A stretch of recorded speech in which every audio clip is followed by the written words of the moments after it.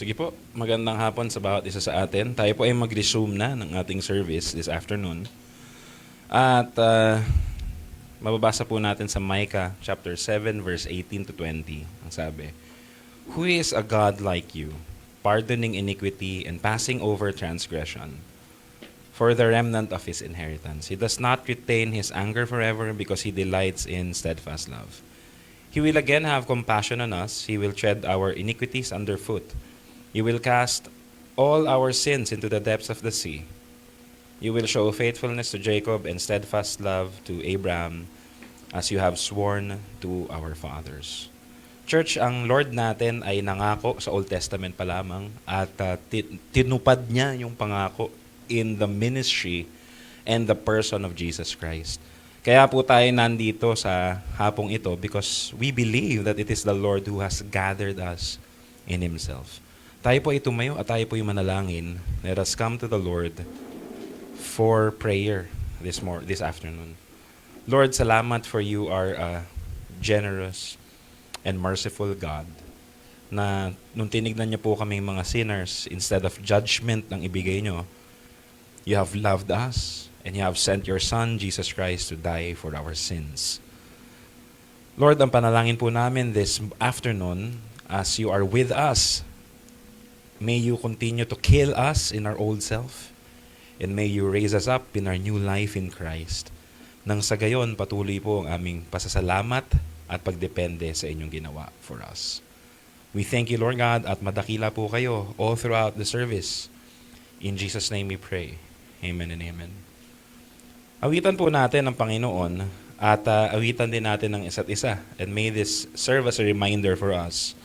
Ang aawitin natin is yung sa Psalm 1. And as believers, mahirap awitin ng Psalm kasi alam natin na hindi naman tayo yung blameless. But we can sing Psalms knowing that it is Jesus Christ who fulfilled everything na nandito sa Psalms. And it is because we are united in Christ that we can also say we are blessed. Not because of our own righteousness, but because the righteousness of Christ rests in us. Awitan natin ang Panginoon. Let us sing, "That man is blessed."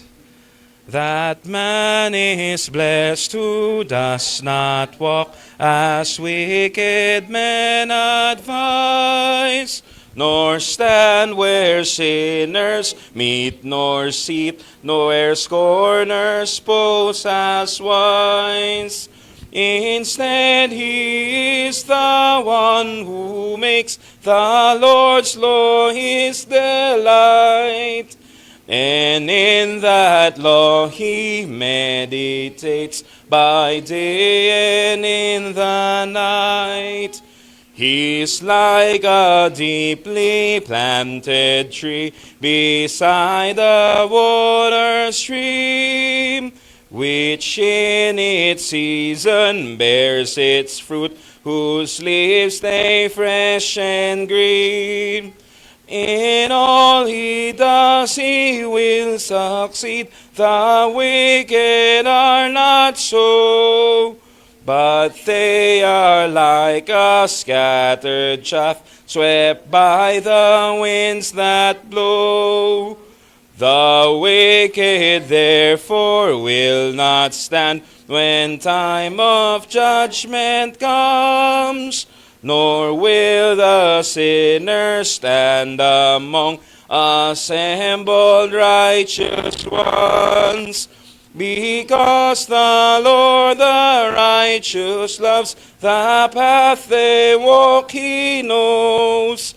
The wicked walk a different path that to destruction goes. Makakaupo na po ang bawat isa sa atin. At we will receive the law of God this afternoon. Ito po ang will ng Diyos para sa buhay natin. This is what God wants for His people.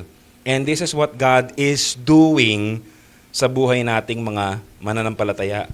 Let us hear the law, receive it, and may the truth reveal to us kung gaano tayo kailangan magsisi sa ating mga kasalanan at kung gaano natin kailangan ng Savior sa buhay natin. And at the same time, for us to hope that this is what the Lord is doing in the life of the believers through the power of the Spirit. Babasahin ko po ang law at sagutang pagbasa po ito sa Deuteronomy chapter 5 verse 6 to 21. Verse 6. The Lord is speaking. Ako si Yahweh, ang iyong Diyos na naglabas sa iyo sa Ehipto at nagpalaya sa iyo mula sa pagkakaalipin. Kayo po. Huwag kang gagawa ng Diyos-Diyos ang imahin ng anumang nilalang na nasa langit, nasa lupa, o nasa tubig upang sambahin.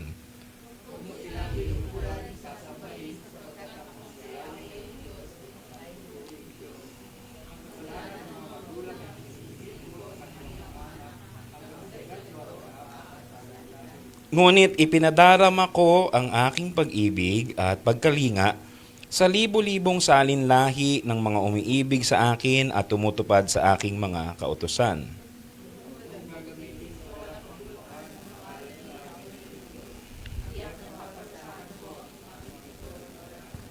Ilaan mo para sa akin ang araw ng pamamahinga, tulad ng ipinag-uutos ni Yahweh na iyong Diyos. Subalit ang ikapitong araw ay para kay Yahweh na iyong Diyos. Ito ay araw ng pamamahinga. Sa araw na iyo'y huwag magtatrabaho ang sino man sa inyo. Ikaw, ang inyong mga anak, mga aliping lalaki o babae, ni alinman sa mga alaga mong hayop, ni ang mga dayuhang nakikipamayan sa inyo.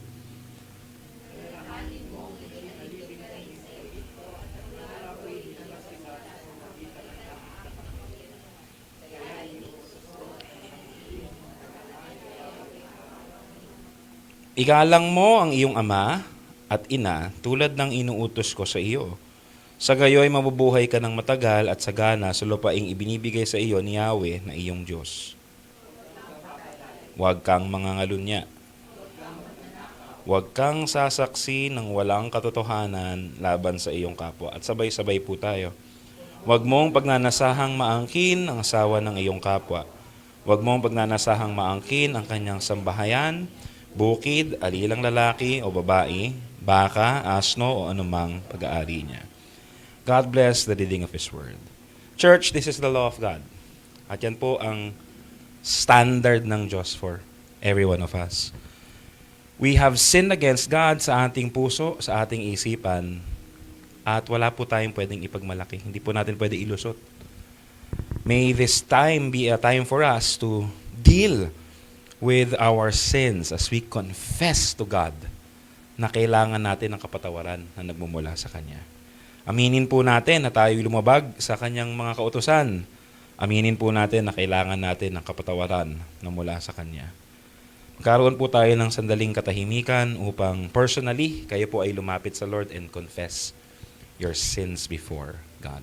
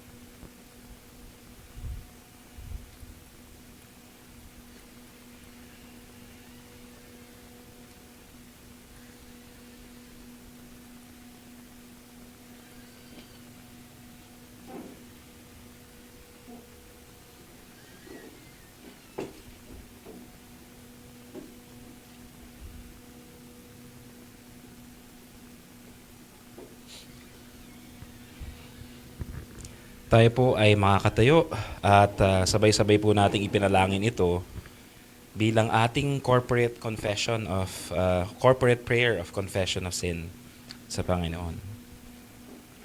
Panginoon, kami po ay nagkasala sa inyo, sa aming puso, isip, mga salita at gawa. Ang aming mga pagnanais ay taliwas sa inyong perpektong kalooban para sa amin.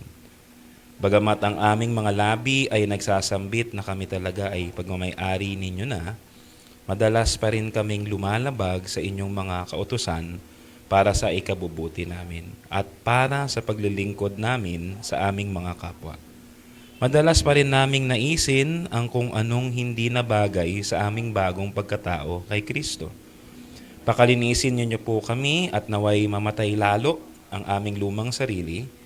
Buhayin ninyo po at palakasin ang aming mga bagong sarili kay Kristo hanggang sa kami po ay kunin na ninyo sa mundong ito o kayo po ay dumating na.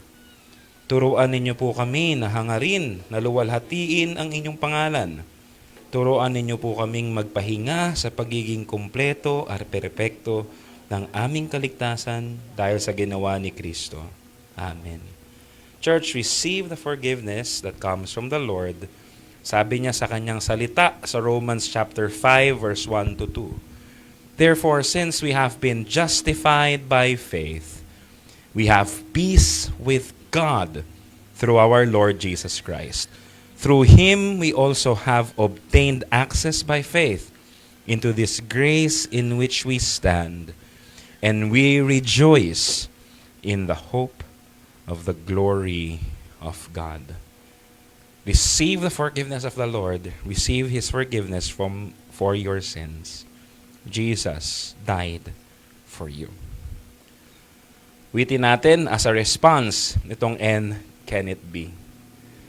And can it be that I should gain an interest in the Savior's blood? Died He for me who caused this pain, for me to Him to death pursued. Amazing love, how can it be that Thou, my God, should die for me? Amazing love, how can it be that Thou, my God, should die for me? 'Tis mystery of immortal dies, who can explore His strange design? In vain the firstborn seraph tries to sound the depths of love divine. 'Tis mercy all let earth adore, let angels' minds inquire no more.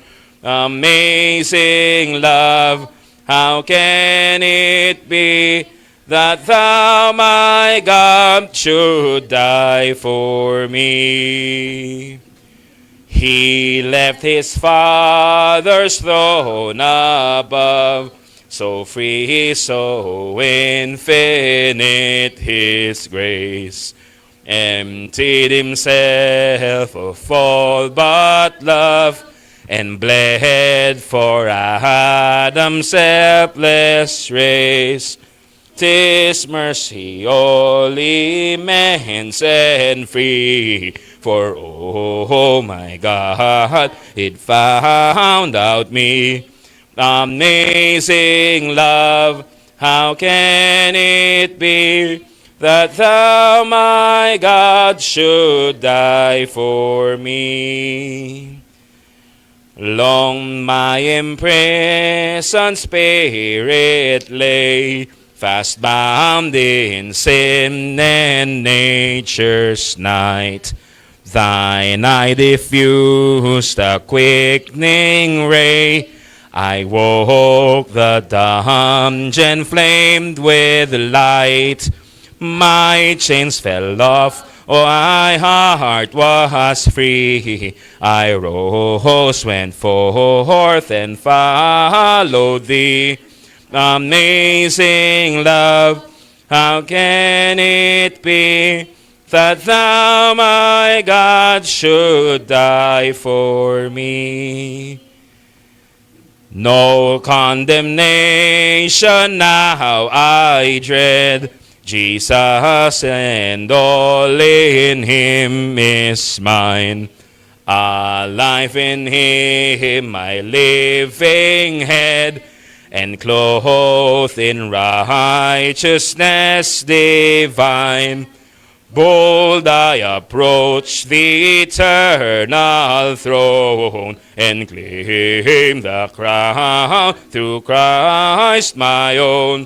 Amazing love, how can it be that thou, my God, should die for me? Mga kapuno, ang bawat isa sa atin, yung song na inawit natin, of course, we're trying to learn it. Every learning our songs, kanina meron kaming learning of songs, so meron naman tayong new set of songs that we will sing sa mga susunod na weeks. But, yeah, yung song na inawit natin kanina talks about the amazing love of God, na ang sinner na kagaya natin that are enslaved by sin ay pinalaya ng ating Panginoon by Him dying for you and for me. Sabi ng song natin, amazing love, how can it be that thou, my God, should die for me? So ang question, can God die? God siya. Ang answer natin is yes. And ang tanong, paano? God nga siya, He cannot die. He assumed a nature na pwedeng mamatay. God, by assuming a nature of human, Christ as truly human one, and truly God, He died for you and for me. So all of these things ay ginawa ng Panginoon just to save a wretch like you and like me. Brothers and sisters, sa hapong ito, let us turn to our Bibles. If you have your Bibles with you, buksan natin sa Joel chapter 2, verse 28 to 32. Joel chapter 2, verse 28 to 32. And this is the Lord speaking to the prophet Joel. And it shall come to pass afterward that I will pour out my spirit on all flesh. Your sons and your daughters shall prophesy. Your old men shall dream dreams, and your young men shall see visions. Even on the male and female servants in those days, I will pour out my spirit. And I will show wonders in the heavens and on the earth, blood and fire and columns of smoke. The sun shall be turned to darkness and the moon to blood before the great and awesome day of the Lord comes. And it shall come to pass that everyone who calls on the name of the Lord shall be saved. For in Mount Zion and in Jerusalem there shall be those who escape, as the Lord has said, and among the survivors shall be those whom the Lord calls. Let us continue reading our Bible sa New Testament naman po in Romans chapter 8, verse 12 to 17. Sabi po sa Romans chapter 8, verse 12 to 17. So then, brothers, we are debtors, not to the flesh, to live according to the flesh. For if you live according to the flesh, you will die. But if by the Spirit you put to death the deeds of the body, you will live. For all who are led by the Spirit of God are sons of God. For you did not receive the spirit of slavery to fall back into fear, but you have received the spirit of adoption as sons, by whom we cry, Abba, Father. The Spirit Himself bears witness with our spirit that we are children of God. And if children, then heirs, heirs of God and fellow heirs with Christ, provided we suffer with Him, in order that we may be also glorified with Him. Brothers and sisters, yung text na binasa natin sa Old Testament and sa New Testament talks about the Spirit of God. Sa Old Testament, kay Joel, it talks about the promised Holy Spirit. Sa Old Testament kasi, ang mindset nila, ang meron lang indwelling ng Holy Spirit ay yung mga offices na meron sa Old Testament. For example, if you're a priest, if you're a prophet, or if you're a king. Ang indwelling ng Spirit nasa kanilang mga offices lamang, and the role of the Spirit is to enable them to do their calling. Pero sa Joel, makikita natin that the Lord is pouring out His Spirit on all flesh, including yung sons and young men and old men. And hindi lang siya limited sa prophets and priests and a king. Why? Because this is the fulfillment of the promise of God na He will give us His Holy Spirit sa New Covenant. And ang role ng Holy Spirit, of course, sa Joel, he related it sa ano ba yung usual na nangyayari. When the Holy Spirit comes upon a person, sa Old Testament, they can prophesy, they can do the things na dapat nilang gawin. Kasi nga, prophet ka or king or priest. Pero dito sa New Testament, makikita natin clearly kung anong naging role ng Spirit.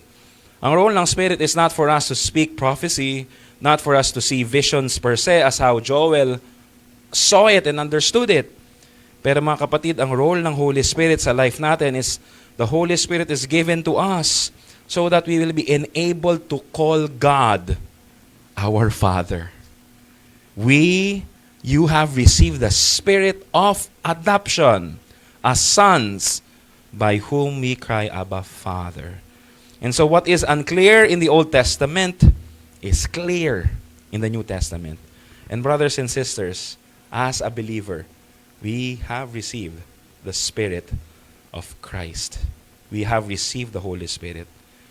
Dahil po tayo ay sharing sa Spirit ni Christ, sa Holy Spirit, we are also sharing in His ministry of intercession. Kaya po ngayong hapon na ito, tayo po ay mananalangin. Let us come to the Lord and pray as a church.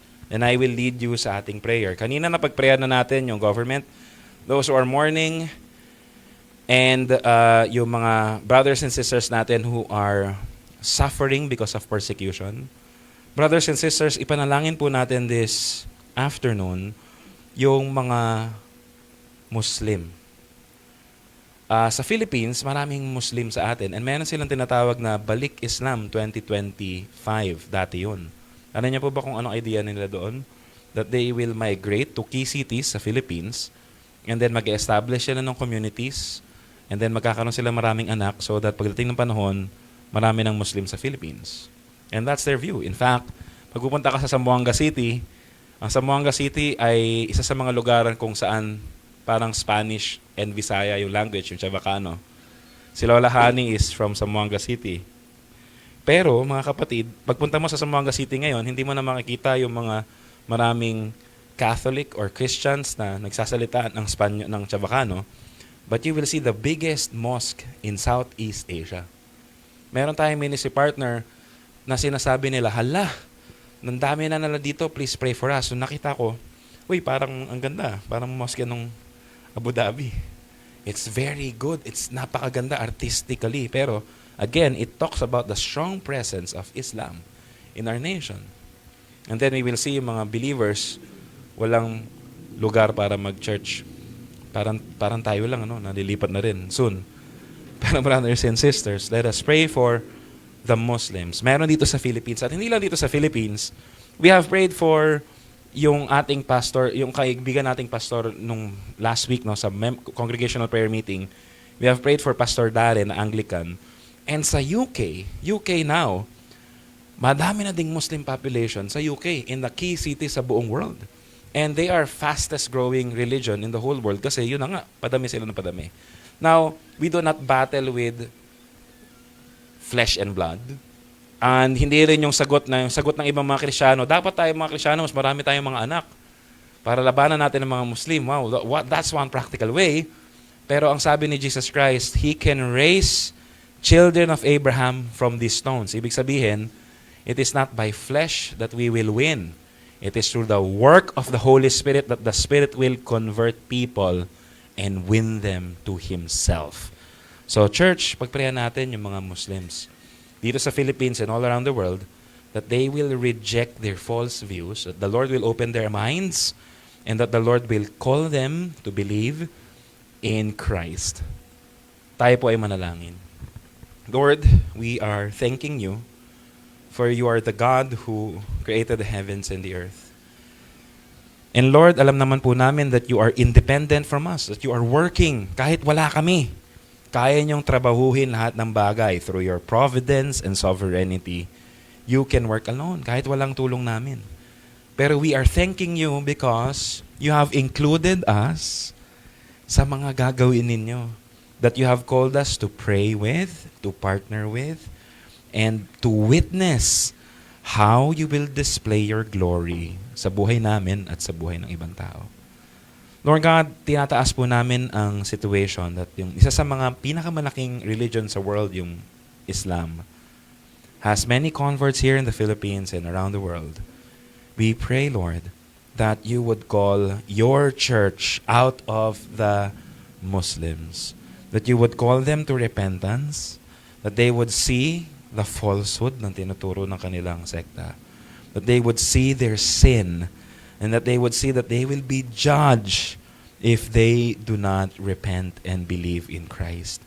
Lord, ang panalangin ko po is that may you empower the missionaries who are working with them to faithfully proclaim the gospel. We're also praying for the churches na merong contact sa kanila, yung church sa UK and church dito sa Zamboanga, yung isa sa mga kakilala namin. I pray that you would strengthen them in their gospel witness and ministry, that they will proclaim Christ and live with these people nang hindi careless, but they would be careful and seize every opportunity to make Christ known to them. Lord, ito ang belief namin.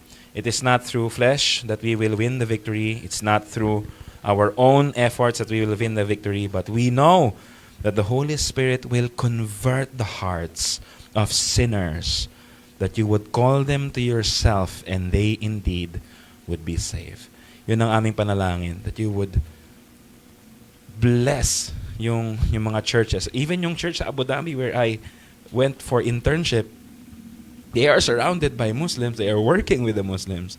I pray that you would keep their testimonies and that you would enable them to call and proclaim the gospel and to welcome yung mga repentant Muslims to the fold of Christ's pen.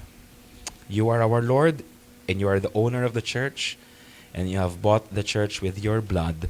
We have confidence na gagawin mo po ito. Thank you for allowing us to pray. We are also praying for our church, Lord. Alam namin that we should grow. Alam namin that we should continue to reflect the glory of God. But we cannot do it on our own. We need your Holy Spirit. We need your power. And so, Lord God, ang prayer ko po sa buong care, kagaya ng sermon sa umaga, that we are encouraged to persevere in our church membership. I pray na ang bawat member ng Care Now who belong to you, I pray na ang bawat isa sa amin would respond to renew our covenant vows, to love one another, and talagang makita ka sa aming kalagitnaan that you are the God who transforms sinners, hindi dahil magaling kami, pero dahil mabuti kang Diyos and you want to be glorified in our ruined lives. Thank you, Lord, for calling us to be your own. Lord, tinataas ko rin po ang aming mga tithes and offerings at this moment as we give them later. May you also be glorified and yung mga pondo na ito ay magamit for the advancement of your kingdom, masustain yung needs ng church. And I pray that you grant us wisdom kung paano ito tamang spend. In Jesus' name we pray. Amen and amen. Pinagprayan natin yung tithes and offering and ito po ang ating offering, brothers and sisters. Pwede po nating ibigay ang ating mga tithes and offerings na nasa harapan natin. And kung gusto niyo naman po ng online na giving for your convenience, pwede niyo din pong isend sa GCash ni Pastor Nick. Basta ilagay niyo lang po that this is for your giving or your tithes and offering. Pwede sa GCash or sa Paymaya. Sige po, maaari na po nating dalhin ang ating mga offerings sa harapan. Total na pagprayer na po natin. Habang nire-ready niyo po ang yung mga tithes and offering, ito po ang mga announcements na meron tayo this week. Kaninang umaga, good news, napakaganda ng response sa sermon nung morning. Ang sermon ng morning is about church membership. And maraming nag-feedback na, wow, sobrang importante pala yun. And so, maraming nag-desire to really renew their covenant membership. Ang tanong, ang commonly asked questions, di ba member na ako ng CARE? Bakit kailangan ko pa magpagawa ng renewal of vows? Now, one, nilaunch po natin yung ating membership booklet and nandun lahat kung ano yung ibig sabihin ng pagiging member ng CARE. Second, ang membership po ng CARE ngayon ay per individual. Dati ho, per household. Pero as we read the Bible, hindi pala dapat pala per individual. And yes, kasama yung household as long as yung household ay yung bata, yes.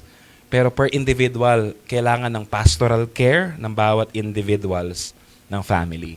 And yun din yung reality na not everyone na nasa bahay ninyo will really submit na kailangan nila ng church membership.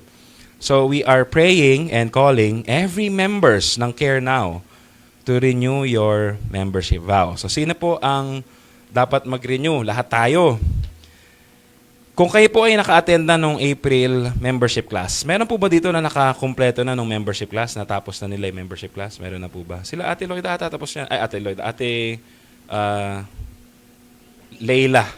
Nakakumpleto na po kayo, di ba? So, kumpleto na si Ate Leila. So, pag kumpleto na kayo sa membership class, sila Julius, pwede na kayo magpa-schedule for interviews. Ang interview is, ano lang po siya, sinet up natin yung interview parang ganito magpapastor yung pastor sa inyo. So yung mga questions na itatanong ng mga pastor sa inyo is the questions na regularly itatanong namin sa inyo as we pastor you. Diba? So yun po yun. At kung tapos na po kayo sa membership class, please schedule an interview. Ang interview po ay pwede natin gawin every lunch and every dinner ng Lord's Day. So sabihan nyo lang po kami ahead of time so that we can schedule you for interview. Merong isang nagpa-schedule sa akin, sabi niya, Pastor, kasama ko lang si Ate Carmela, kaso si Ate Carmela biglang yung pasok niya ng Sabado, nalipat ng Linggo. So pagka umalis na si Ate Carmela dito, hindi na siya makakauwi. Si Ephraim, kailangan niya sabayan. So pwede po bang interviewin na lang tayo sa Zoom na lang? And yes, kasi providentially hindered siya. O pwede naman siya mag-commute, di ba? Matanda naman na siya. Pero pwede naman tayo mag-adjust. Alam naman natin yung sitwasyon. Hindi naman tayo, hindi, dapat dito lang. There are cases na kailangan natin i-move, di ba? But providentially hindered. So pwede yun. So si Ephraim magpapa-interview this week. Nagpa-schedule siya via Zoom. So if nahirapan kayo, please talk to us and let us arrange para maging gawa natin to. Pero we really encourage na sana pag Lord's Day lunch and Lord's Day dinner. Kasi ito yung time na tinalaga ng Lord that we will do lahat ng religious things. Sabi nga nila, yung Lord's Day is the marketplace of the soul. Kung marketplace nung unang panahon, dito mo lahat ng stocks bibilin mo. Kasi lalakad ka pa ng 2 bundok, bibili mo yung, di ba? Travel ka pa ng malaking panahon. So ito yung marketplace of the soul. Every soul encouragement dito natin ginagawa every Lord's Day. So yan po mga kapatid. If hindi naman kayo naka-attend ng membership class or meron kayong mga kulang dun sa membership class, meron po tayong mga audio recording na naka-upload sa YouTube. Sino pong member ng GC ng Christ Alone Redeemed City Eternally dito? Member ng CARE na GC? Member po ba kayo? Hindi ba lahat member ng CARE na GC? Dapat lahat member kayo. So if hindi kayo sure, please ask us kasi dapat member kayo. Kasi doon namin nilalagay yung links doon sa audio recordings. And hindi lang sa audio recording, pati yung membership booklet. Kasi pag pinrint natin, sobrang kapal. So, electronic copy na lang. Pero in case kung gusto niyo talaga, Pastor, hindi ko mabasa maliit. Pag electronic copy, maliit lang yung cellphone ko. Pwede bang pa-print sa Manila paper? Hindi naman. Pwede mo pa-print sa papel? Yes, please talk to us. Magagawan po ng paraan yun. Let us talk. Para po, mas magginhawa na ating mapag-aaralan yon. So please listen to those audio recordings and pwede na kayo magpa-schedule after nyo po ma-record yon. The reason why kailangan nyong mag-class at kailangan nyo marinig yung recording kasi doon nakabasa yung mga tanong namin. And we will make sure na kung ano yung direction ng CARE, alam po ninyo. At hindi na po magiging personal lecture yung interview. Yung interview is just review and talking about paano kami magpapastor sa inyo gamit yung principles na nandun sa membership booklet po natin. So lahat po ng members ng CARE are encouraged. Mamaya po, bago kayo umalis, si Ate Gabi po will be there and i-confirm lang po yung inyong mga membership status. Nakapag-renew na po ba kayo? Pending interview? Or kailangan na pa makinig? Or kung kailangan nyo ng mga links, pwede niya pong ibigay yung mga links sa inyo later on. So wag po kayong umalis ng church nang hindi po ito nakaklarify sa inyo. Please do this. Sige po. Ito po ang ating schedule ng Lord's Day. Kanina, we have start. Morning service 10. Then lunchtime, sama-sama. And kanina, may inaral tayong mga songs. Kamusta yung mga nag-aral ng songs kanina? Kaya na ba yun next week? Medyo mahirap yung mga songs kanina. Pero yeah, Lord willing, we can do it. And then fourth Sunday, doctrinal classes. And then ito po yung ating Vesper service wherein we end the Lord's Day with the service of Thanksgiving sa gabing ito. Yun na po ang ating mga announcements and please take note of it. Mamaya po bago kayo umuwi, pumunta po muna kayo kay Sister Gabi. Tayo po tumayo at let us confess the Apostles' Creed as part of our confession of faith. Ang Apostles' Creed ay as early as 200 AD at ginagamit siya sa baptism rites bago mabaptize noon kasi galing sila sa pagan eh. So yung mga adults na galing sa pagan, bago sila mabaptize, they are reciting the Apostles' Creed. So let us recite this as our faith. And as we join the Christians throughout the centuries confess this, let us also confess this creed. I believe in God the Father Almighty, creator of heaven and earth. I believe in Jesus Christ, His only Son, our Lord, who was conceived by the Holy Spirit, born of the Virgin Mary, suffered under Pontius Pilate, was crucified, died, and was buried. He descended into hell. The third day he rose again from the dead. He ascended into heaven and is seated at the right hand of God the Father Almighty. From there he shall come to judge the living and the dead. I believe in the Holy Spirit, the Holy Catholic Church, the communion of saints, the forgiveness of sins, the resurrection of the body, and the life everlasting. Amen. Awitan po natin ang Panginoon as we sing this Reformation song, theme song ng Reformation, A Mighty Fortress is Our God. Ang hymn na ito ay sinulat ni Martin Luther, and ang tune na ito ay yung tune na naririnig nila commonly sa public. And ang context ng sinulat niya ito is that when they are rediscovering the truths of the Bible, ang conviction ni Martin Luther, translate the Bible sa mauunawaan ng mga tao. During that time, Latin lang ang sermon sa mga misa. And sabi ni Martin Luther, no, you have to speak sa tao para maintindihan nila yung gospel. Pero yung kanyang desire to translate the scriptures from Greek and Hebrew to German para maintindihan ng mga German people, alam niyo po, kinastigo siya ng Holy Roman Empire, kinastigo siya ng Emperor and ng Pope, and gusto siyang papatay. Pero ang conviction nila at ng mga reformers is this: this is the truth of God at ito yung tatayuan natin. And our Lord is our mighty fortress. Kahit anong threat ng kaaway, the Lord is our mighty fortress. Church, let us sing, A Mighty Fortress is Our God. A mighty fortress is our God, a bulwark never failing. Our helper, He amid the flood of mortal ills prevailing. For still our ancient foe does seek to work us woe. His craft and power are great, and armed with cruel hate. On earth is not his equal. Did we in our own strength confide, our striving would be losing. We're not the right man on our side, the man of God's own choosing. You ask who that may be. Christ Jesus it is He, Lord Sabaoth His name, from age to age the same. And He must win the battle.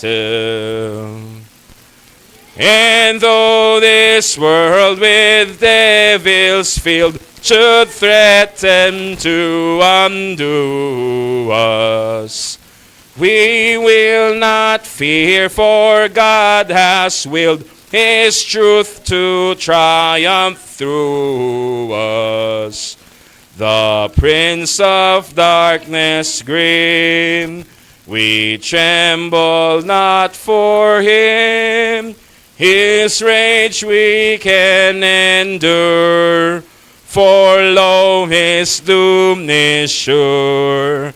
One little world shall fail him. That word above all earthly powers, no thanks to them abideth. The Spirit and the gifts are ours through Him who with us abideth. Let goods and kindred go, this mortal life also. The body they may kill, God's truth abideth still. His kingdom is forever. Mga kapuno, ang bawat isa sa atin, and let us welcome ang ating preacher for this afternoon. Walang iba kung hindi ako. Hindi ho ako. Si Pastor Ruel, ang ating preacher this afternoon. Pastor Ruel, sige po.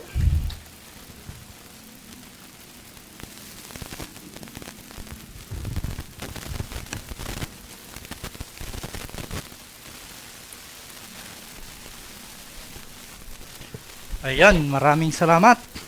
So magandang hapon po sa bawat isa. At Happy Lord's Day. Batiin mo naman yung katabi mo, sabihin mo Happy Lord's Day. Ayan. Ngayong hapon mga kapatid ay patuloy pa rin tayo dun sa pagtalakay natin ng Heidelberg Catechism. At nasa Lord's Day 20 na tayo. Kunti na lang, malapit na. Pero habang lumalalim, habang humahaba yung ating Lord's Day, ay mas lalong lumalalim yung ating pinag-aaralan. At mas nakikilala natin ang Diyos ng mas malalim. No? So ngayon ay Lord's Day 20 at tayo ay nasa question and answer 53 ng Heidelberg Catechism. So, but ito po ay kukunin natin sa John chapter 16 verse 7 to 15. Basahin po muna natin yung verse. Kung kayo po ay may Bible, maaari nyo pong open sa John chapter 16 verse 7 to 15. 7-Eleven, mahilig kasi 7-Eleven. 7 to 15, no? Sige po, basahin ko po at makibasa rin po kayo sa akin. Ito po ay ang Panginoong Hesus ang nagsasalita. Sabi niya, "But very truly I tell you, it is for your good that I am going away. Unless I go away, the advocate will not come to you. But if I go, I will send him to you. When he comes, he will prove the world to be in the wrong about sin and righteousness and judgment. About sin, because people do not believe in me. About righteousness, because I am going to the Father. where you can see me no longer, and about judgment, because the prince of this world now stands condemned. Verse 12, I have much more to say to you, more than you can now bear. But when he, the Spirit of truth, comes, he will guide you into all the truth. He will not speak on his own. He will speak only what he hears, and he will tell you what is yet to come. He will glorify me, because it is from me that he will receive what he will make known to you. All that belongs to the Father is mine. That's why I said the Spirit will receive from me what he will make known to you. Tayo po ay manalangin. Panginoong Diyos, sa hapong ito, kami po ay nagpapasalamat, Lord, sa kalakasang ipinagkaloob niyo sa amin, Lord God. Ang aming pong dalangin, samahan niyo kami, samahan kami ng ngayong banal na Espiritu, upang ang aming pag-aralan, Panginoon, ay maunawaan namin at makilala namin, Panginoon, kung sino nga ba ang Holy Spirit, Lord God. Marami pong salamat at ikaw magsalita sa hapong ito, Panginoon. Sa pangalan ni Jesus, Amen. So, ang ating topic, mga kapatid, is about Holy Spirit. Kung sa creed binasa natin yung Holy Spirit, no? Ang Holy Spirit, mga kapatid, na tinutukoy dun sa creed na binabasa natin sa Athanasian, sa Apostles' Creed, ay Diyos. Yun ang pagpapakilala sa Kanya. No? Ngayon, tingnan natin, himayin natin itong John 16, verse 7 to 11. Certainly, mga kapatid, itong passage na ito ay sinulat ni John, no? Kung saan ang ating Panginoong Hesus ang nagsasalita para sa kanyang mga disciples. So, kausap niya dito yung kanyang mga disipulo. At sinasabi niya ay about sa coming of the Holy Spirit, na tinatawag din nating advocate or Spirit of Truth. So, tingnan natin yung explain natin yung bawat verse nito. Sabi niya, but very truly I tell you, it is for your good that I am going away. Unless I go away, the advocate will not come to you, but if I go, I will send him to you. Dito, Jesus reassures his disciples that his departure o yung kanyang pagkamatay, no? Namamaalam na si Christ, no?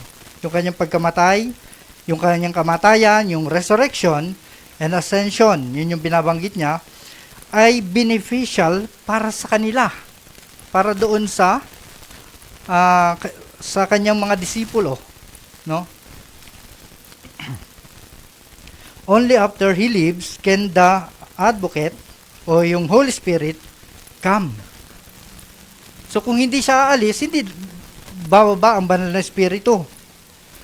The Spirit will continue Christ's work and be present in all believers.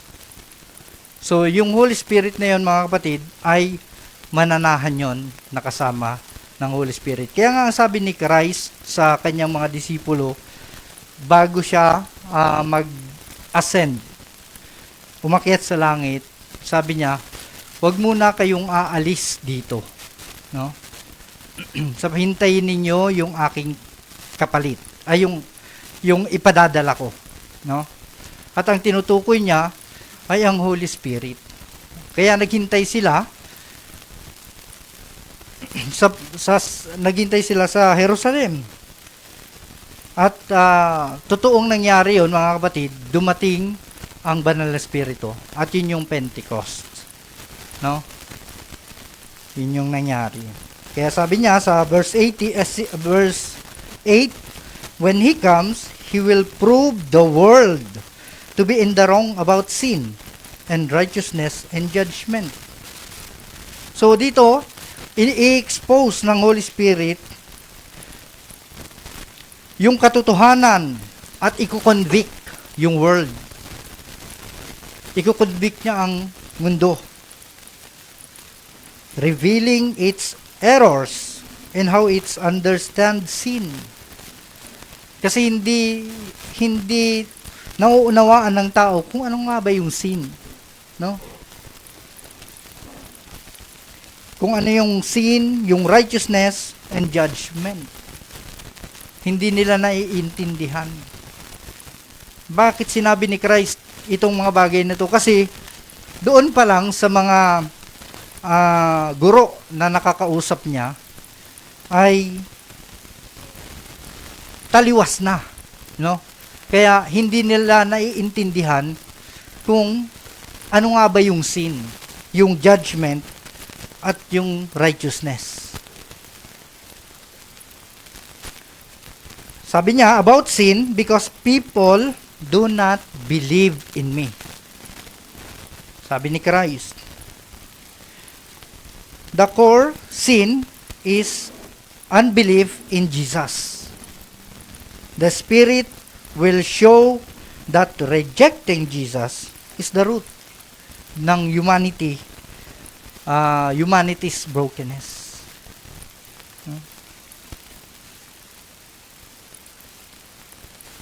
Hindi nila naiintindihan yung sin.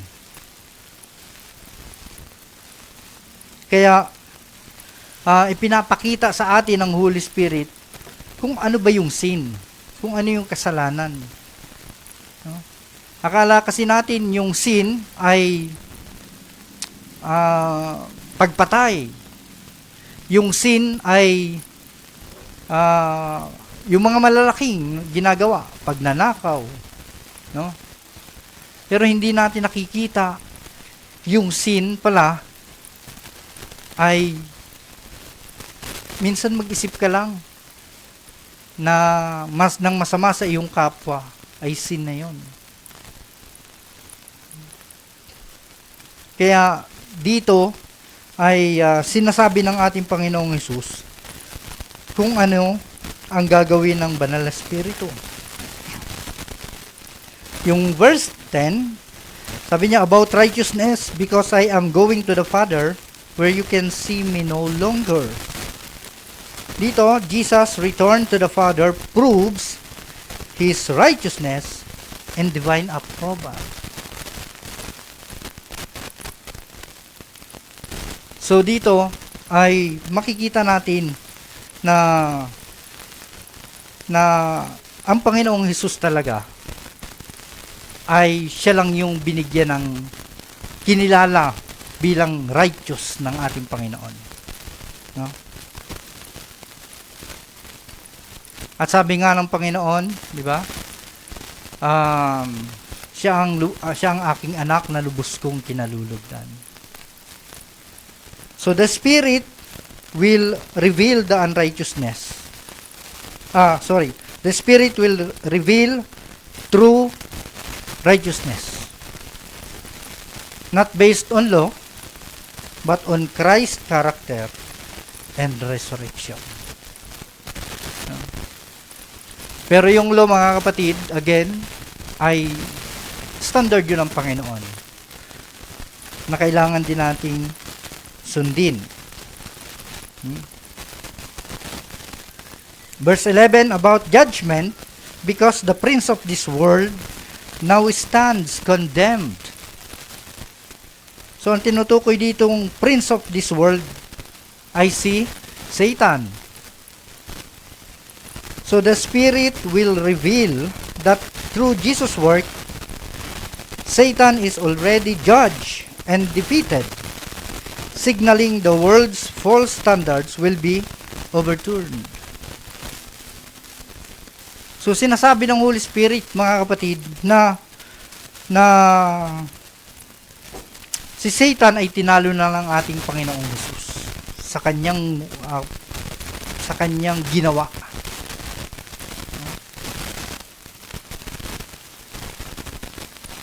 Kaya yung Holy Spirit, mga kapatid, yung kapalit ng ating Panginoong Hesus na kasama natin, ay siya yung nag-re-reveal ng katotohanan. No? Kasi, mahirap unawain, lalo-lalo na ang daming nagbigay ng kasinungalingan nung namatay ang ating Panginoong Hesus. Diba? May argument na ninakaw yung bangkay ni Christ at itinago, no? Pero ang totoo, siya ay nabuhay na mag-uli. At yun yung ginagawa ng Holy Spirit. Kaya nga itong mga disipulo, mga kapatid, ay mas lalong naintindihan nila na talagang si Christ ay Diyos. At ang ginagawa ng Holy Spirit sa kanila ay ipinapakilala si Christ. Verse 12, I have much more to say to you, more than you can now bear. Jesus acknowledged na yung kanyang mga disipulo ay hindi pa handa para maunawaan ang lahat. Ibig sabihin, yung mga disipulo niya ay kunti pa lang din talaga ang kaalaman. Kaya nga, magpapadala siya ng kasama ng kanyang mga disipulo para magabay sa kanila. Kasi hindi pa lubos na mauunawaan ang lahat.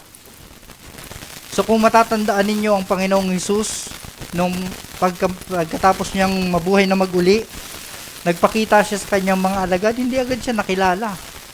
No? Kung hindi pa siya nagbigay ng mga tanda, hindi siya makikilala.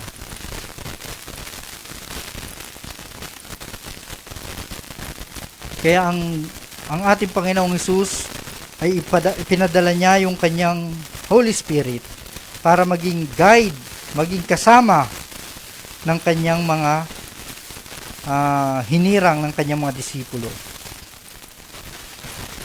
Yung kanilang spiritual growth requires time and the Holy Spirit guidance. So nangangailangan ng panahon. Di ba minsan, pag bagong Christian pa lang tayo, akala natin, alam na natin lahat. No, hindi. Akala natin, pag bagong Christian tayo, feeling natin, Holy Spirit na tayo. Na dapat, Christian ako, at ikaw ay hindi, sundin mo yung sasabihin ko. Totoo yun, mga kapatid. Dahil, naging buhay ko na rin yun. No? Akala ko tama lahat ng sinasabi ko. Feeling ko Holy Spirit ako na lahat ng sasabihin ko dun sa mga kapatid ko ay tama. Kailangan sundin nilang lahat yun. Kasi born again ako. May spirit ako sa buhay. Sinasamahan ako ng banal na espiritu. Kaya ano man ang sasabihin ko, pakinggan ninyo.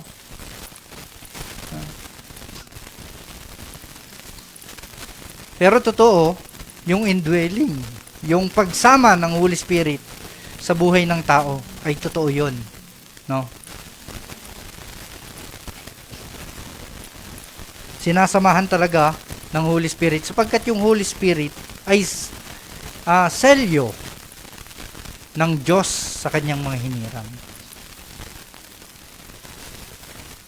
Yun yung tanda ng Diyos na ikaw ay tinubos ng dugo ni Kristo. Kasi ibinigay sa iyo yung banal na Espiritu. Pero yung Holy Spirit na nasa sa atin, mga kapatid, hindi yung mayabang. Ha? Ang mayabang lang dun yung binigyan. No? Mali ang pagkakagamit ng Holy Spirit. At naging totoo yan sa aking buhay, mga kapatid. Kaya ngayon, Holy Spirit yung nagsasalita sa nakikinig sa'yo. But yes, kasama natin ang Diyos. And the Holy Spirit, nandito siya sa atin, kalagitnaan. Nasa atin mismo ang Holy Spirit. Kaninang umaga, kung narinig ninyo about sa Holy Spirit, ay tinakil din ni Pastor Nick, no? Na yung Bible, no? Lord, mangusap ka sa akin. Diba? Pag nagbukas ka ng Bible, mangusap ka sa akin, Lord. No? Ay napakadelikado. Buti at nabigyan ng babala yung ganun bagay. Kasi minsan, ganun din ako, ganun din yung iba sa atin. No? Na kapag nagbasa tayo ng Bible, Lord, sabihin mo sa akin yung gusto mong sabihin. No? O kaya hindi ka na nagbabasa ng Bible.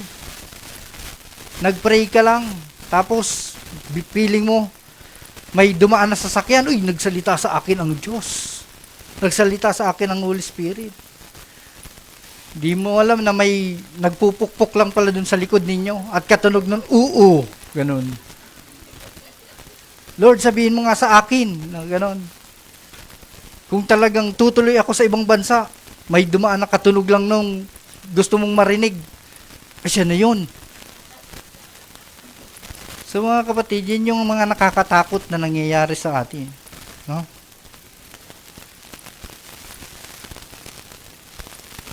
Kaya, yung banal na espiritu, mga kapatid, ibinigay yun sa atin, hindi para gamitin natin sa pansarili natin. Kundi, yan yung guide. No? Yan yung nagtutulong sa atin upang ipakilala sa atin ang ipakilala yung ginawa ni Christ. No? Hindi natapos yung ginawa ni Christ. Siya yung nagtutuloy. Siya yung nagpapaalala at nagpapaalala sa atin sa ginawa ni Christ. Sorry doon sa hindi natapos, no? It is finished, sabi ni Christ. Pero nagpatuloy pa yun. Nagpapatuloy yun, mga kapatid, na nasa bawat isa sa atin na tinuturuan tayo at tinutulungan tayo upang makilala natin ng mas higit sa alam natin ngayon kung sino si Kristo. Yun yung itinuturo ng banal na espiritu sa atin. Kaya yung verse 13, but when He, the Spirit of truth, comes, He will guide you into the all truth. Sa katotohanan. At ano yung katotohanan, mga kapatid? Ang katotohanan, yun yung mga ayaw nating marinig. Pero dahil hinango ka ng Diyos from darkness to light, wala kang magagawa kundi pakinggan ang sinasabi ng Holy Spirit sa iyo na ito yung katotohanan, ito si Kristo at kailangan mong manampalataya sa Kanya. He will not speak on His own. Hindi siya magsasalita ng gana sa kanyang sarili. Ang Holy Spirit. He will speak only what He hears. And He will tell you what is yet to come. No? Kaya yung Holy Spirit, pag may Holy Spirit ka, akala mo makapangyarihan ka na. Pag may Holy Spirit ka, may power na ako. At kaya ko nang gawin lahat. Hindi ganon, mga kapatid. The Holy Spirit will guide believers into deeper understanding of God's truth. All in line with God, the Father, and the Son. Kaya yun yung itinuturo ng banal na Espiritu sa atin. So kaya nandito tayo sa simbahan, mga kapatid, kasi tayo ay hinango ng Diyos. No? Pinag-isa tayo ng Diyos sa pangalan ni Kristo. At ang bawat dinala niya sa simbahan ay binigyan niya ng tanda na banal na Espiritu. Kaya magkakaiba man tayo ng klase ng ugali, magkakaiba man tayo ng view sa buhay. Kung ikaw ay naniniwala kay Kristo, nananampalataya ka kay Kristo, we have the same Spirit. Kaya minsan ang hirap unawain, pero naiintindihan mo yung sinasabi ni Pastor, kasi nga meron tayong isang Espiritu.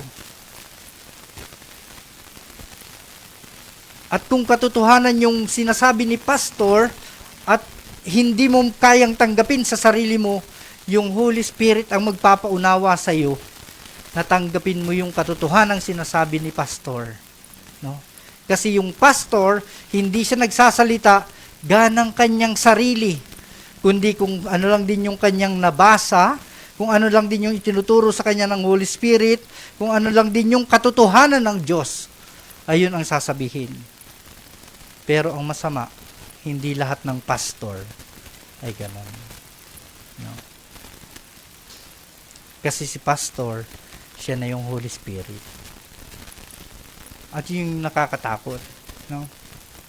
At hindi lang siya Holy Spirit, kundi mas lamang na siya dun sa Holy Spirit. No? Kaya maging warning sa atin din yung pagkakilala natin sa banal na Espiritu. He will, sabi niya sa verse 14, He will glorify me because it is from me that He will receive what He will make known to you. So the Spirit role is to glorify Christ by taking His message and making it known. Ay bakit gino-glorify niya si Christ? Ay di ba Holy Spirit siya? No? Brothers and sisters, the triune God, the Father, the Son, and the Holy Spirit, ay nagbibigay glory sa isa't isa. No? Hindi siya hiwa-hiwalay, kundi sila ay nagbibigay ng glory sa isa't isa. At yun yung ginagawa ng Holy Spirit.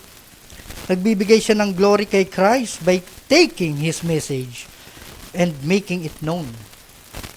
He does not act independently, but in perfect harmony with Christ. Hindi siya sasalita ng ganang kanya. Kasi kung ang Holy Spirit ay magkakaroon ng sarili niya, hindi niya ituturo sa atin si Christ. Hindi natin makikilala si Christ. Hindi natin makikita yung ginawa ni Christ kung magsasarili siyang desisyon sa buhay. No? Pero hindi yun ang ginawa ng Holy Spirit. Kasi si Christ, hindi niya din sinabi na ang Holy Spirit na bababa at makakasama nyo ay ganito ang gagawin. Mag-iiba siya ng gagawin. Pero sinabi niya na yung ministry ni Christ ay ipapatuloy. No? Hindi maghihiwalay. Kaya yung banal na Espiritu, mga kapatid, ay tinuturo sa atin kung sino si Christ, ang ating Panginoon. Verse 15, all that belongs to the Father is mine. Sabi ni Christ. That's why I said, the Spirit will receive from me what He will make known to you. Jesus emphasizes His unity with the Father. Everything God has is His, and the Spirit will take from Christ's truth and reveal it to believers. So yun yung ginagawa ng Holy Spirit din sa buhay natin. No? Nire-reveal sa atin kung ano yung katotohanan ni Kristo. Reflecting the unity of the Trinity. So let's conclude this passage, brothers and sisters. This passage ni-reveal yung deep unity within the Trinity. The Father, the Son, and Holy Spirit working together in perfect harmony.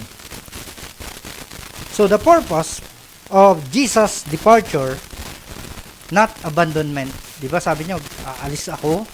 Di ba? Hindi yun yung ibig sabihin na aalis ako, bahala na kayo sa buhay ninyo. Not abandonment, but transformation. Kasi may kapalit siya, bababa ang banal na Espiritu.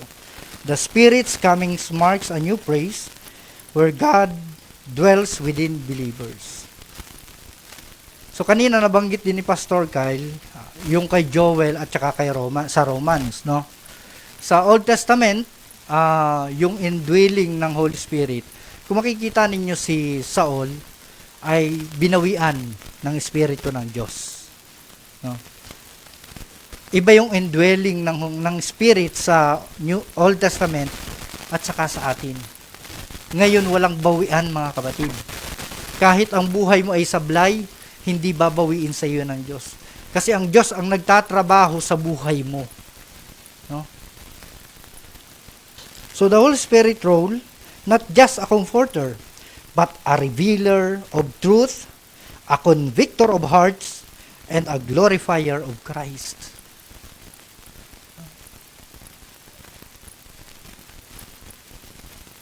The continuity ng revelation, the Spirit doesn't bring a different message, but continues Christ's teaching in the hearts of His followers.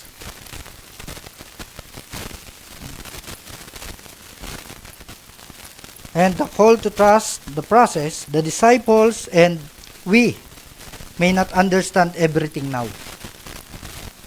But God will guide us step by step through the Spirit.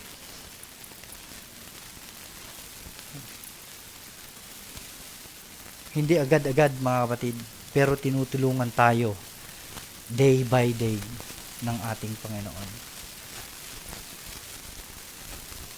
Kaya yung Holy Spirit na nasa sa atin mga kapatid, kung bakit siya nalulungkot, kasi gumagawa tayo ng sin. At ayaw niya ng sin. Pero hindi ibig sabihin na kapag nakakumit ka ng sin, lalayasan ka na niya. Bahala ka na sa buhay mo. Hindi ganon. Kasi yung inangkin ng Diyos, again, inari ng Diyos na kanya, ay hindi niya yun iiwan. No? Pero itatransform ka niyan. Babaguhin ka niyan. Masakit man itong pagdadaanan mong pagbabago mga kapatid, tatanggapin mo yan dahil yan ang kagustuhan ng Diyos sa buhay natin. Ang matransform tayo. No? Pinababanal tayo ng Diyos. At ang laging naririnig nating illustration dito, kapag mayroong kumbali, napilay, di ba masakit pag itinutuwid? At masakit sa buhay natin mga kapatid, na kapag tinutuwid na tayo ng Holy Spirit, ng Diyos. So, sa Heidelberg Catechism, Lord's Day 20. Next. Ito yung question. What do you believe concerning the Holy Spirit? Sabay-sabay nating basahin yung sagot. First, He is, together with the Father and the Son, true and eternal God. Second, He is also given to me, to make me by true faith share in Christ and all His benefits, to comfort me and to remain with me forever.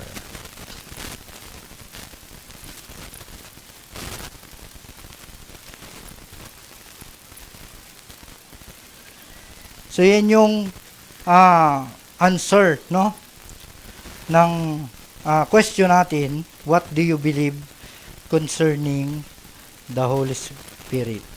Sabi doon, himayin din natin ito.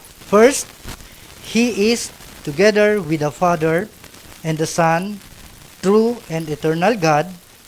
Ibig sabihin nun mga kapatid, this affirms that the Holy Spirit is not a lesser being. Hindi siya force or abstract power. He is fully God. No? Kaya hindi mo pwedeng sabihin na kapag may Holy Spirit ka, ikaw na si Superman. No? May power na ako. At kaya ko nang gawin lahat. Hindi ganon. Yung Holy Spirit, siya ay Diyos. Hindi siya lesser sa Son and the Father. Kundi sila ay same. No? Equal in divinity. No? Equal in majesty and eternity with the Father and the Son. Sa Christian doctrine ng Trinity, tinuturo that there is one God in three persons. The Father, the Son, and the Holy Spirit. So the Spirit is not created or subordinate by eternally divine. No? Hindi siya ginawa. Kaya may nakabasa ba kayo sa Bible na ginawa ang Holy Spirit? Wala. Sa Genesis, sabi doon, yung Holy Spirit ay nandun na. No? Before creation, nandun na yung Holy Spirit. Anong ginagawa niya? Hovering over the surface. Binabantayan yung darkness.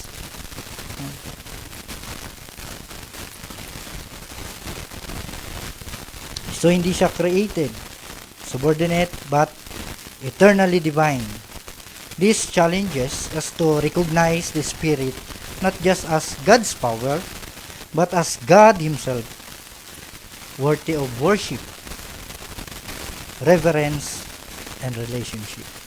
Kaya kung paano mo tinatrato yung Ama,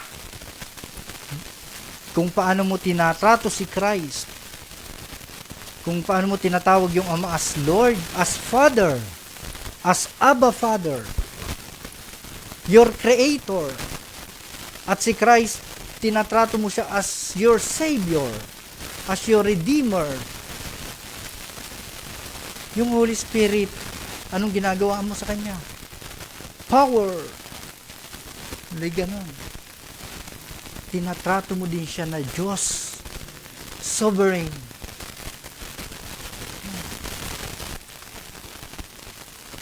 Kaya yung relasyon mo sa Ama, kung anong mayroon kang relasyon sa Ama, kung anong mayroon kang relasyon sa anak, ganun din yung relasyon mo sa Holy Spirit. Second, He is also given to me. The praise makes the doctrine personal. It moves from theology to experience. The Holy Spirit is not just out there, working in the world, but it's personally given to the believer. This is the gift Jesus promised in John 14:16. Kanina yung binanggit din ni Pastor Nick, no? Na magpapadala siya ng advocate, yung magiging kasama natin.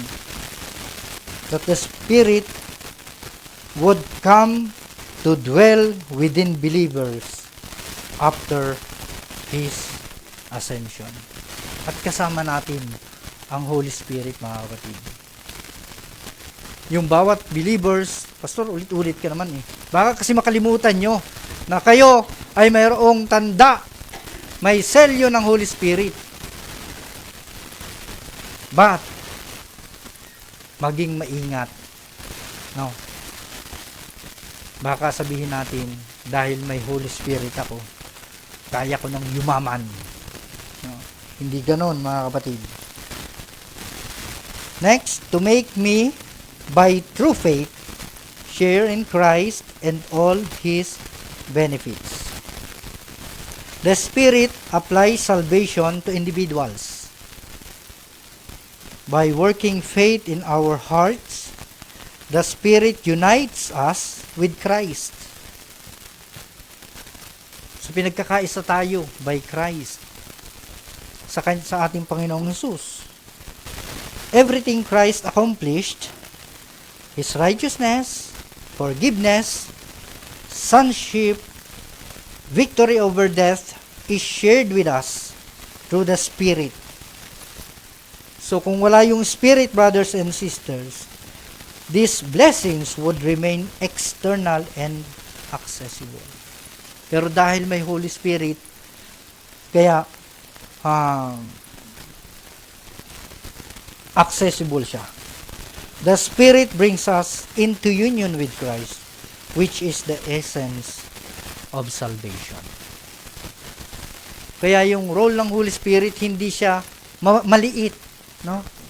Napakalaki ng ginagawa ng Holy Spirit. Kasi yung ginawa ng Holy Spirit sa atin, mga kapatid, ay sinasamahan niya tayo doon sa journey na kung saan tayo ay pinababanal. No? Sinasamahan niya tayo sa ating yung reconciled life natin. No? Ninunurture na tayo. Yung Holy Spirit, dinadala tayo sa isang simbahan. Hindi siya yung Holy Spirit, hindi siya pag dumating sa buhay ng isang tao, sige na, pwede ka nang mamuhay mag-isa. Kasi may Holy Spirit ka. Hindi. Anong ginawa ng Holy Spirit? Tinipon niya rin tayo. Ikaw na binigyan ka ng Holy Spirit, dinadala ka niya doon sa mayroon ding mga Holy Spirit. No? Kaya pinag-iisa tayo sa pangalan ng Panginoong Hesus. Kaya yung may Holy Spirit, ito yung mga sinave. Ito yung mga saved people. Binayaran ng dugo ni Christ. Tayo na mga nasa simbahan. Ay, hindi lahat. Yung dinadala sa simbahan, mga kapatid. Kaya hindi siya palayo, mga kapatid. Kasi dati na nga tayong palayo, di ba? Ang buhay natin, tayo ay yung total depravity ng tao. No? Ang ginagawa mo, gusto mo lumayo sa Diyos. Pero yung Holy Spirit, dadalhin ka niya doon sa kung saan tinitipo ng Diyos. Kaya nandito tayo ngayon at nagkakatipon. And then, sabi niya, to comfort me. To comfort me. The Holy Spirit is called the Comforter or Paraclete. Parakletos, no? Paraclete. In John 14:26, yun, yung Paraclete. He brings the comfort of God not just in times of sorrow. Akala natin kapag malungkot lang tayo, no? But constantly, by assuring us God's presence, guiding us in truth, and interceding for us in a world of fear, uncertainty, and pain. The Spirit whispers God's love and truth to our hearts, reminding us that we are not alone. Hindi ka nag-iisa. May Holy Spirit kang kasama. Kaya sinasabi natin na kasama natin ang Diyos. Kasama ko ang Diyos, hindi ako nag-iisa. Pag lumabas tayo dito, di ba? Magkakahiwa-hiwalay na tayo. Temporary, o pupunta tayo sa ating tahanan, babalik sa kanya-kanyang trabaho. Baka iniisip niyo, mga kapatid, na yung Holy Spirit nandito lang sa loob. No? Kasama natin ang Diyos saan man tayo pumaroon. Kaya sa trabaho, mga kapatid, kasama mo ang Diyos. Sa pag-aaral mo, kasama mo ang Diyos. Hindi siya malayo sa iyo. Sinasamahan ka niya. At yun yung ginagawa niya sa buhay natin, mga kapatid. Na kung sa trabaho natin, minsan, toxic. Ang pangit ng mga kasama ko sa work. Pero tandaan mo, nakasama mo ang Diyos. Minsan, ang daming nakaka-offend sa atin. Pero may kasama kang Diyos, kapatid. At yun yung Holy Spirit. Hindi milya-milya ang layo ng Panginoon, kundi kasama natin siya. Kasama natin ang Diyos. And sabi niya, last, and to remain with me forever. This is a profound promise. The Holy Spirit does not come and go based on our performance. Pag nagkaroon ka ng sin, binanggit na natin kanina, layas ang Holy Spirit. Hindi ganun. Nauna lang ako dito kanina eh. Unlike the temporary anointing in the Old Testament, diba? Binabalikan lang natin. The Spirit now remains with believers permanently.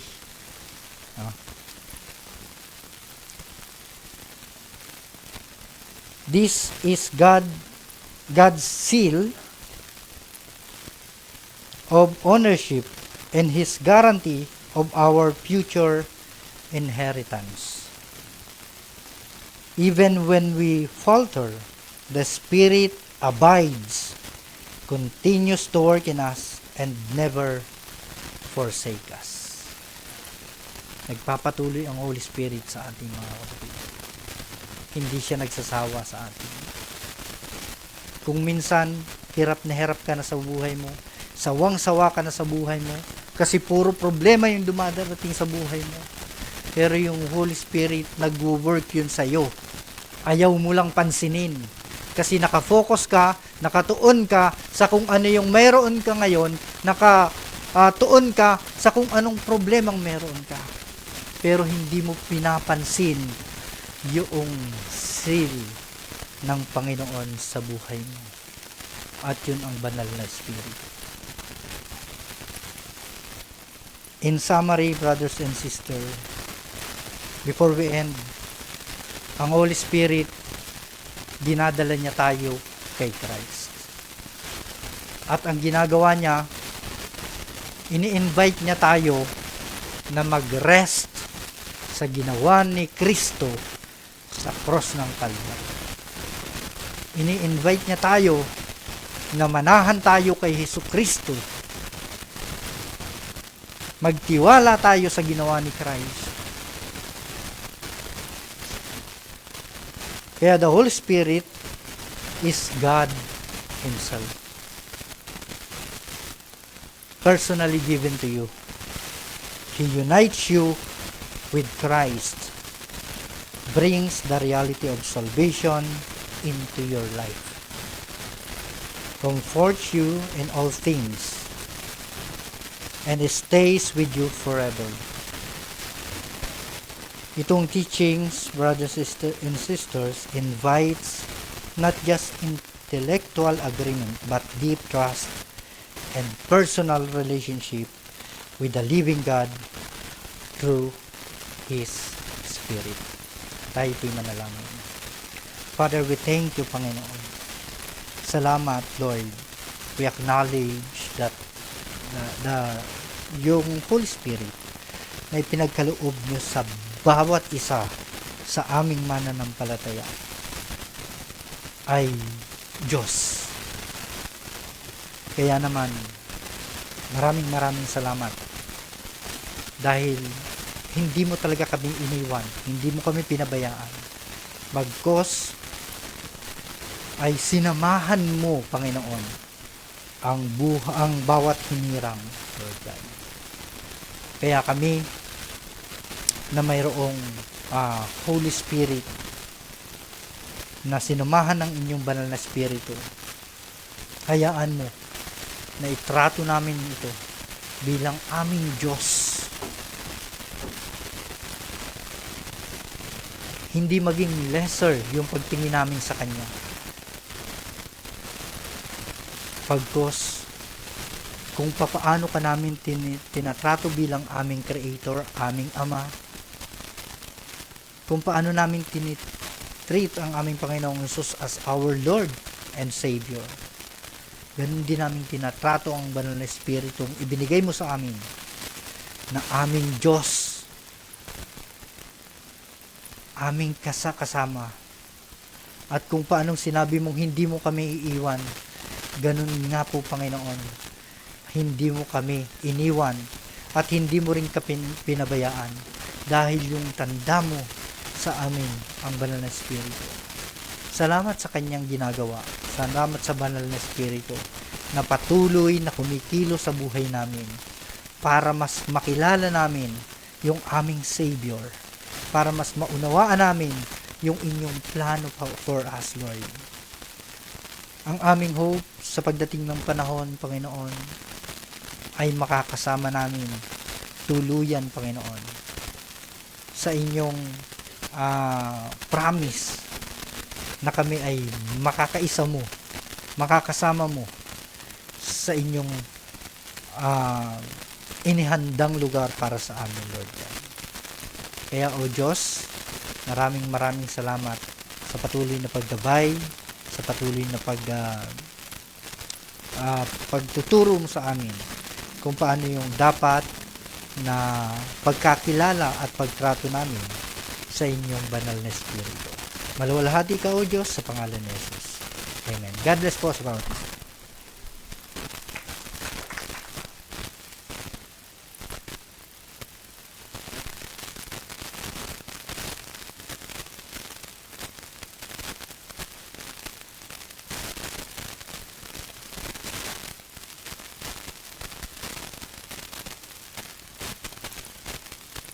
Song be our prayer, that the Lord indeed will make us what this song is praying for. May we run the race, may we keep the faith, may our eyes be fixed on Jesus, that will not lose heart in our struggle with sin, and through suffering no endurance. May we arm ourselves with the mind of Christ, to rejoice in trials and be not surprised. May our hearts be so consumed by you that we never cease to praise. May our company be the saints you've called. May we all stand firm in one spirit, that the gospel's truth may resound on earth, that all living things may hear it. May the fruits of faith mark the path we trod, through the life of Christ to the glory of God. May our hearts be so consumed by you that we never cease to praise. May the words we share be your grace and peace. May our tongues speak your proclamations, that the many parts of the body of Christ be affirmed in their right relation, as we long and wait for our groom to come. May we learn to love and spur each other on. May our hearts be so consumed by you that we never cease to praise. When that day arrives and the race is won, when our griefs give way to deliver, we will fully know, as we're fully known, all our groans will end as new song begin, and a multitude from every tribe and tongue, wearing robes of white, will stand before your throne. And our hearts will be so consumed by you that we'll never cease to praise. May our hearts be so consumed by you that we never cease to praise. Makakaupuno ang bawat isa sa atin. Sa ngayon po, ang ating mga praises ay merong ending. Mahirap naman kung hindi natin tatapusin yung kanta. Pero pagdating ng Panginoon, we will sing without ceasing. At yun yung final day as we wait for the Lord's return. Brothers and sisters, sa oras po na ito, sa ating part ng service, we will receive the Lord's Supper. The Lord established itong sacrament of the Lord's Supper. At sinasabi niya that the bread is His body and the wine is His blood, and it is offered for you. Kung paano natin tatanggapin ng mga elemento, ganun po dapat natin by faith na tinatanggap that Jesus Christ indeed offered Himself for the forgiveness of your sins and for us to have the right relationship with God. Kaya po mga kapatid, ang communion ay hindi pwede sa mga unbelievers. Kasi po, ang communion ay parang pag-receive natin ng elemento by faith. So as believers, we are receiving the promise and the confirmation na indeed this is what Christ offers for you. Paano tatanggapin ng unbeliever yung promise ni Christ kung unbeliever nga siya at hindi siya nanampalataya sa Panginoon? Hindi pwede. Kaya po sa ating simbahan, even though we baptize infants ng mga believers, we are waiting for the right time for those infants na mag-grow in their faith and then make a public confession of their faith para i-welcome natin sila as communicant members. So we are praying for John Will to make that public confession soon. We are praying, John Noel. Iba pala yun. Ako, sorry Suri na. John Noel. We are waiting for John Noel to make that profession, Lord willing, as the Lord works in his life.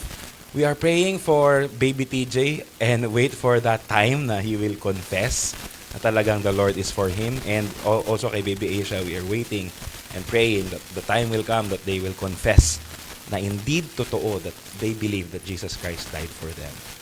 Only then can the person receive the sacrament of the Lord's Supper.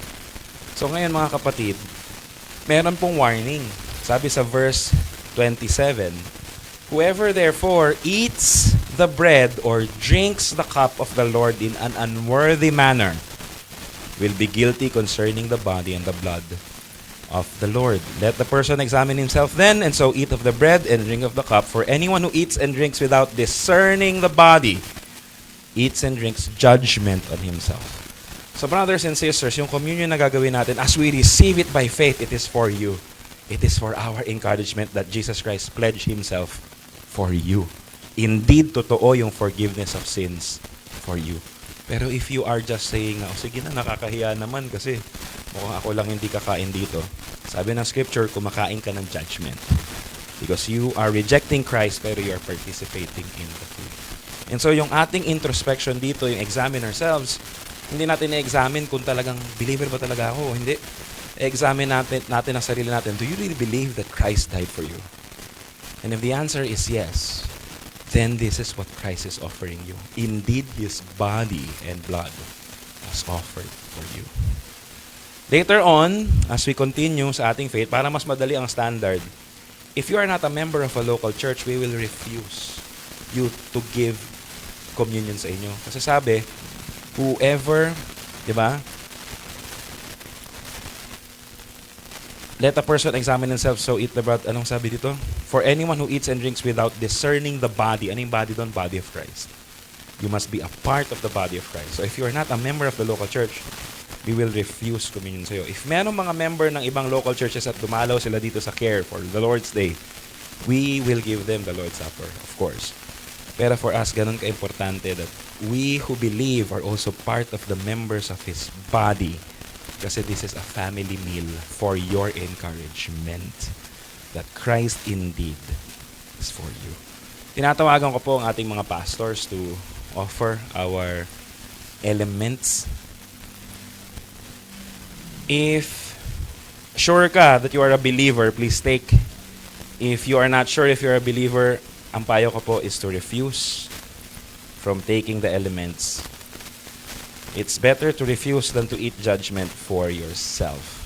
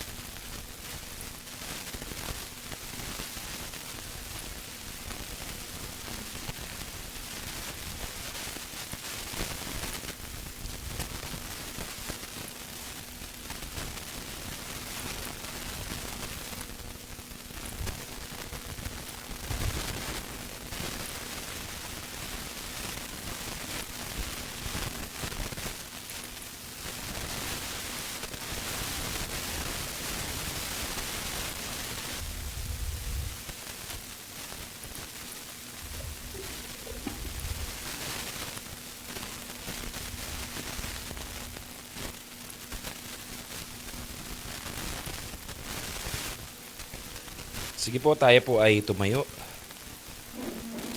And with a grateful heart, let us partake of the elements. Verse 25, 1 Corinthians 11, verse 25. Verse 23. For I received from the Lord what I also delivered to you, that the Lord Jesus on the night when he was betrayed took bread, and when he had given thanks, he broke it, and said, "This is my body, which is for you. Do this in remembrance of me." Church, let us receive the body of Christ and remember his pledge for you and for me. Receive it.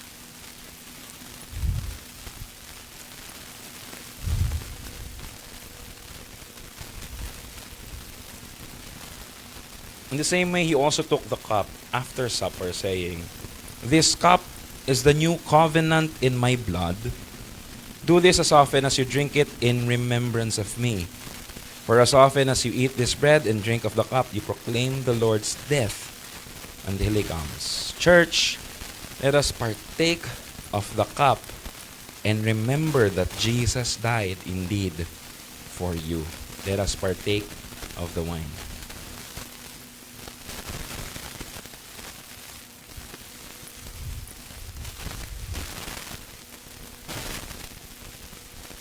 Let us utter praises and thanksgiving to the Lord who has rescued us from darkness tonight. God, thank you for faithfulness. Thank you for saving us. Thank you for giving us your life. Thank you that you have assured us that you are for us.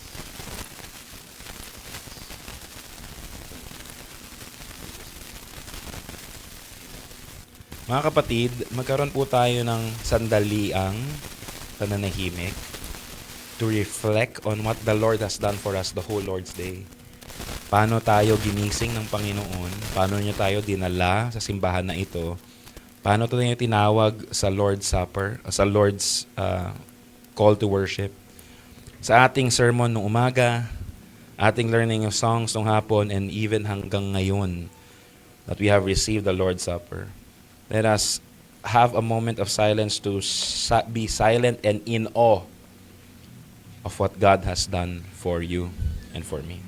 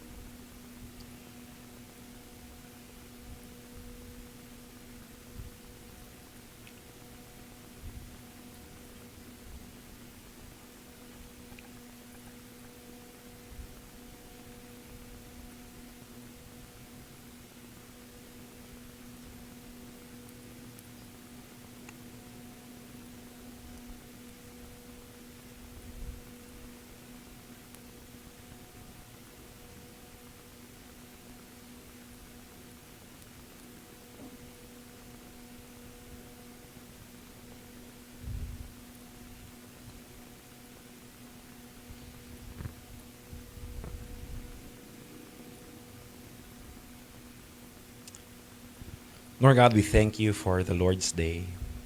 We thank you that at the end of the 6 days of work, meron kaming pahinga.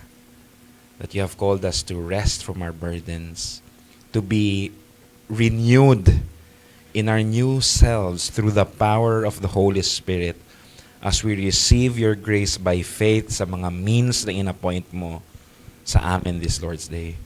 From the call to worship, hanggang sa mga preachings and awitan, sa Lord's Supper, and even sa benediction, Lord God, that we can receive your grace through these means. Lord, we thank you as we are reminded that the Holy Spirit is God, and that you, O Holy Spirit, are here with us indwelling us, conforming us to the image of Jesus Christ. As we look to ourselves, marami pa kaming pagkukulang, marami pa kaming sin remaining in ourselves. But thank you, O Lord, because although our sins are many, your mercy is more, and your power is greater than whatever hindrance na meron kami sa life namin.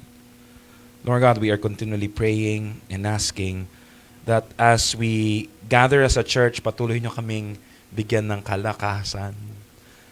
As we navigate yung mga next few weeks and next few months kung anong direction namin, I pray that you would grant us wisdom. I pray that you would unite us in your love and empower us with your Holy Spirit, that we would be indeed a church that sing praises to you, that serves you, and that is being served by you, na kayo po ang nagki-cleanse at naglilinis sa amin. May we prioritize that, Lord. Lord, pinananalangin din po namin sa aming paghihiwalay as we disperse this evening.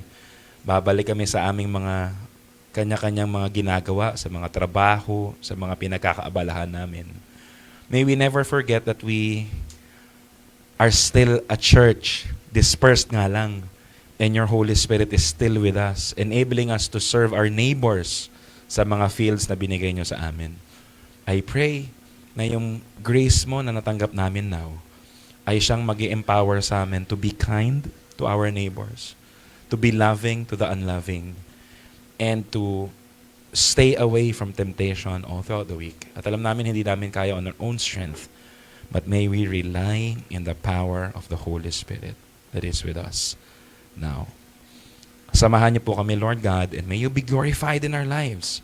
And we pray, O Lord God, that you would stir in our hearts the desire to just give you thanks, just talk about your greatness and mercy and love, and that whomever you send us this week, magiging pagpapala kami sa kanila dahil naibahagi namin ang pagpapala na galing kay Kristo. In Jesus' name we pray. Amen and amen. Church, tayo po ay manalangin. Let us sing the doxology. Praise God from whom all blessings flow. Praise Him, all creatures here below. Praise Him above, ye heavenly host.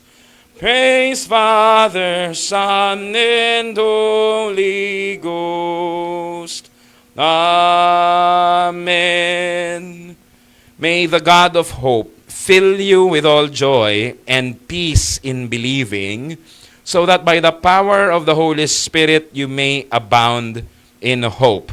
And everybody say, Amen and amen. God bless po, and see you next week.